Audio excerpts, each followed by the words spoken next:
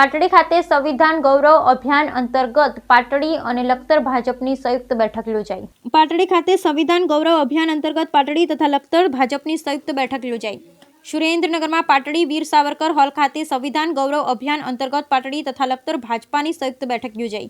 યોજાયેલ પાટડી ગ્રામ્ય તેમજ શહેર અને લખતર મંડળની બેઠક લખતર દશેડા ધારાસભ્ય પી.કે. પરમારની વિશેષ ઉપસ્થિતિમાં યોજાઈ હતી, જેમાં ભાજપ પાટડી ગ્રામ્ય મંડળના નવનિયુક્ત પ્રમુખ રમેશભાઈ ઠાકોર તેમજ પાટડી શહેર મંડળના નવનિયુક્ત પ્રમુખ વિરલભાઈ સોનીને ફુલહાર પહેરાવી શાલ ઉઢાડી સન્માન કરવામાં આવ્યું હતું.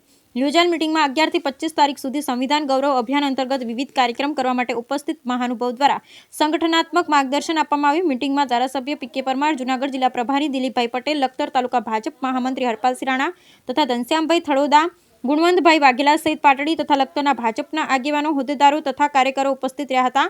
સમગ્ર મિટિંગનું સફળ સંચાલન સંવિધાન ગૌરવ અભિયાનના ઇન્ચાર્જ રમેશભાઈ ચાવડા દ્વારા કરવામાં આવ્યું. Bureau report Jayendrasinh Jhala, Lakhtar.